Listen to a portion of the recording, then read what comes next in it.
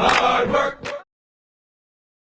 It's springtime here in Kansas City, and so at Pier Foundation Experts, we get a lot of calls about handling water issues. Water in basements, water coming through cracks.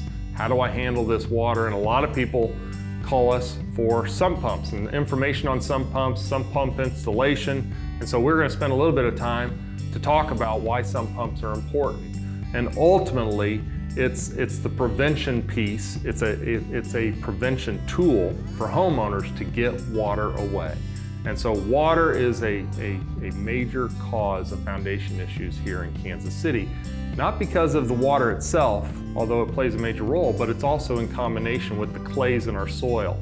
So clays, when exposed to water, will hydrate clays, and clays will expand and put pressures on those walls. And when they dry up, they tend to contract. And that expansion and contraction is normal in Kansas City due to the exposure of water, say in the spring, dry in the summer, and then dry or wet again in the fall and dry again sometimes through the winter depending on the amounts of snow. So that contraction expansion is pretty common, but if it stays expanded for long periods of time due to water, that can really cause some issues. So the sump pump is there to kind of safeguard the house should water enter through the corner of the house, or more importantly, the groundwater rise up to the point where it's about to enter through the floor and the wall of your house, which is called the cold joint, where these two walls kind of meet together right there.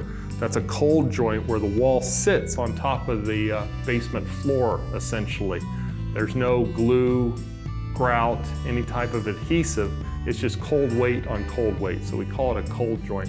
That groundwater raises up and you don't have a sump pump in place, you're gonna see that cold joint being one of the first past the leak's resistance, and that water's gonna come in. So that sump pump there in the corner of your house will act as a safeguard should the groundwater rise up. It'll fill up the basin first for a 3-foot by 3-foot hole, and then pump the water hopefully in a safe direction away from the house, not to kind of be seen again. And so that sump pump there is a safeguard for groundwater. And in the cases of a wet corner, it's there also to capture any water that happens to seep through the walls, seep through any cracks, and ultimately can get that water out of there.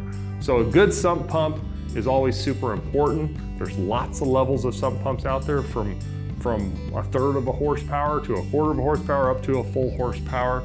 And so at Pier, we can kind of go over some of those options for you if that's a direction that you want to go. But we always recommend in trying to get your good monies out of it. If you save $1 on a sump pump, you're exposing yourself to thousands of dollars of issues should that sump pump kind of go out. So we always recommend to pay the money up front, because it does play a major role in times when you really need it. Then you can make considerations whether you have backup power, to that sump pump. There's batteries, there's lots of accessories that you can add to sump pumps depending on what it's protecting. Is it protecting an empty basement? It's not as big of an issue, but if it's protecting finished square footage where you have thousands of dollars invested in the finished basement space or living space downstairs, like in a reverse type of floor plan, then you definitely want to consider a very high quality sump pump with a high quality backup to ensure that your basement is well protected and safeguarded against any time that you're exposed to excess water.